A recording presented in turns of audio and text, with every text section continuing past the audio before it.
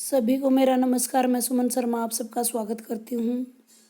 आज ध्रुव स्वामिनी के प्रमुख पुरुष पात्रों का चरित्र चित्रण लेकर आपके साथ चंद्रगुप्त और रामगुप्त।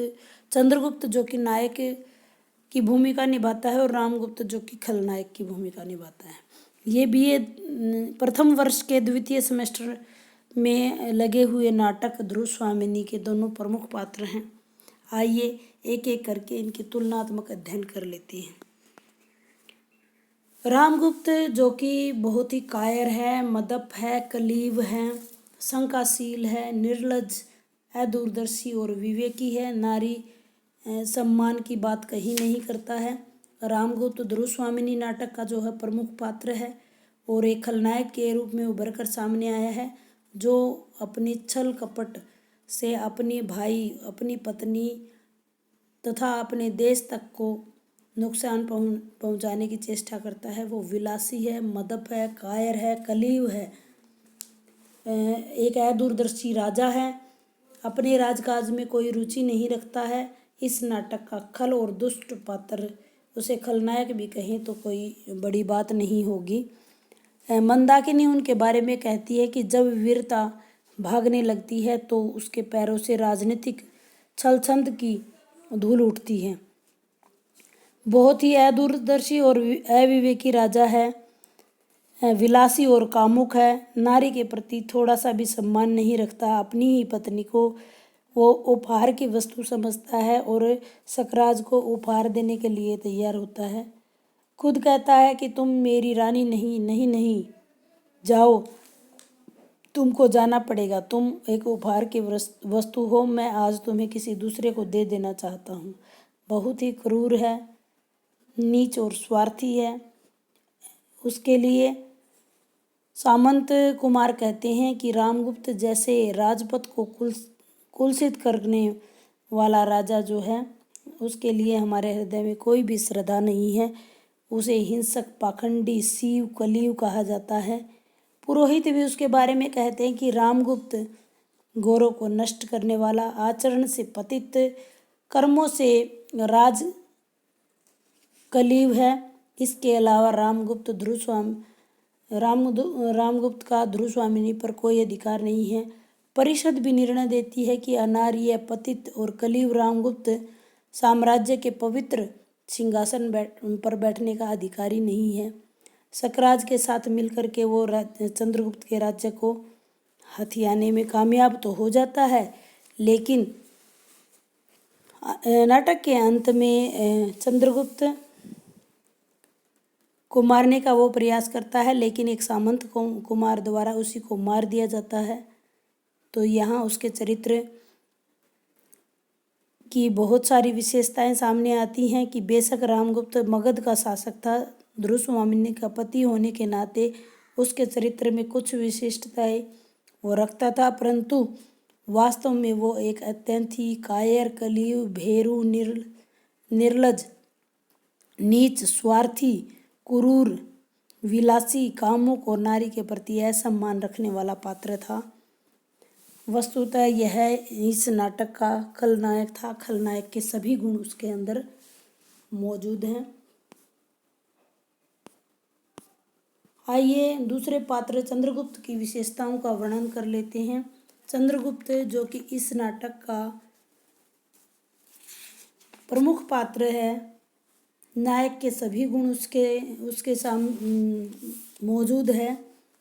आकर्षक व्यक्तित्व है उसका, जितना उसका शरीर सुंदर है, बाहरी तौर पर सुंदर है, उतना ही वह आंतरिक गुणों से भी भरा हुआ है। एक स्थान पर ध्रुव स्वामिनी कहती हैं कि मनुष्य के हृदय में देवता को हटाकर राक्षस कहीं घुस आता है। कुमार की सरल और सुंदर मूर्त को देखकर कोई भी प्रेम से पुलकित हो सकता है, किंतु उन्हीं का भाई आश्चर्य पारिवारिक मर्यादा की रक्षा करता है, उदार, त्यागी है। चंद्रगुप्त ध्रुव स्वामिनी नाटक का एक ऐतिहासिक पात्र है। अपने परिवार की मर्यादा की रक्षा के लिए बड़े भाई को के छल पूर्वक राजा बनने का विरोध नहीं करता है। अपनी उदारता के कारण पिता द्वारा दिए गए अधिकार को स्वेच्छा से त्याग देता है। पारिवारिक कलह से बचने के लिए वो अपनी वाग्दत्ता ध्रुवस्वामिनी का भी परित्याग कर देता है। निस्वार्थ प्रेमी है। चंद्रगुप्त अपने राष्ट्र से, अपने साम्राज्य के गौरव से बहुत ज़्यादा प्रेम करता है, एक निस्वार्थ प्रेमी है। ऐसा ही वो ध्रुवस्वामिनी से भी, चाहे वो उससे विवाह करने से मना कर देता लेकिन आजीवन उससे प्रेम करता रहता है। उसे ना राज्य का लोभ है, ना ही नारी का लोभ है। इस प्रकार वो एक निस्वार्थ प्रेमी है, कूटनीतिज्ञ है, उसको राजनीति की अच्छी समझ है, किस समय पर क्या निर्णय लेना है, ये सारे गुण उसके अंदर विद्यमान हैं।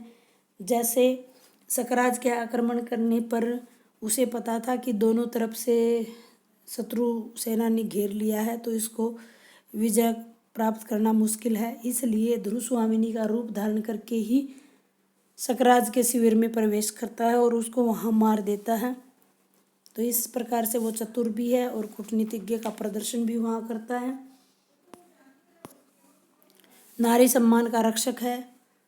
नारी सम्मान के लिए वो खुद लड़ने के लिए तैयार हो जाता है। खुद कहता है कि ऐसा नहीं हो सकता।